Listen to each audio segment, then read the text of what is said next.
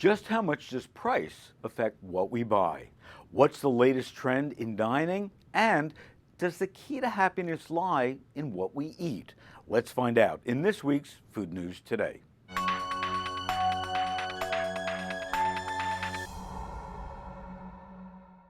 Is cost a defining factor in our food purchase decisions?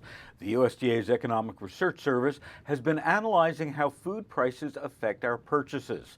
For example, if the cost of milk rises, do other less healthy beverage options like soda become the consumer's preference? Data shows that in 2010, low-fat milk was 34% cheaper than soft drinks in Salt Lake City, while in New York, low-fat milk was 21% more expensive than soft drinks.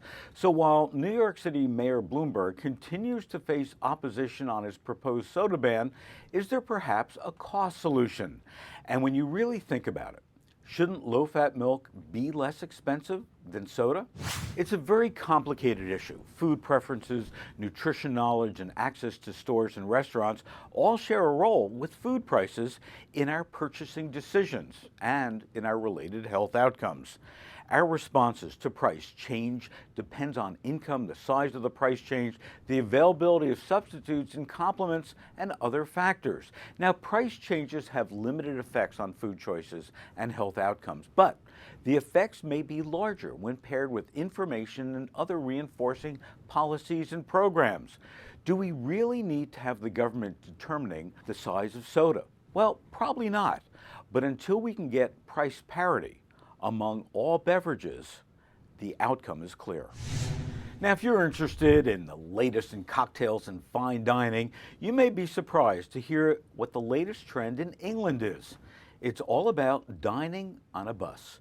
The Rosebery, which was once a functioning double-decker bus in 1966, which was called the London Routemaster, has been transformed into a sophisticated party experience. It has interiors of oak and leather. It has a cocktail bar downstairs, a dining area upstairs, and even a roof that goes up and down. For those of us here in the U.S., we may have to wait a little longer to experience what they consider the ultimate in sophistication. But guess what? Rosebery says that if required, they can travel worldwide and put on a transporter or even flown anywhere on the globe. In the meantime, however, here in Santa Monica, we've got something similar, but different and maybe better. It's called the Beach Bar Cycle. Now, get this. It's basically a bar that travels around from bar to bar to bar, but you pedal it yourself.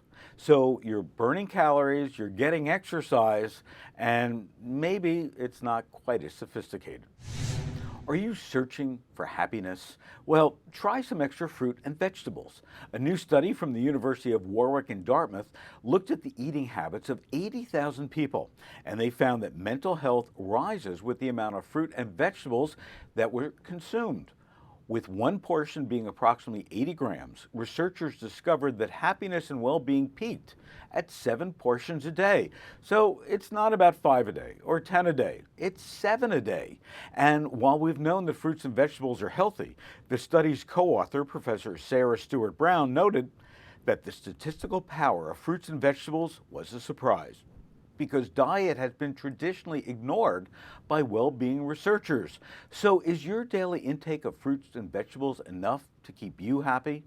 Well, we went to Facebook and we asked our friends how they're doing when it comes to fruits and vegetables. Kathy says, yeah, she's doing great on most days. Sometimes she consumes up to 15 servings a day, which is easy to do when you're not eating meat or processed foods. That's it for this week's edition of Food News Today. Now, don't forget to check out supermarketguru.com. Send us a message on Facebook or Twitter. I want to hear from you. What's on your mind? Food News Today is sponsored by ConAgra Foods, who shares with me the desire to provide the most current, interesting, and unbiased food news. Thanks for tuning in, and we'll see you next time.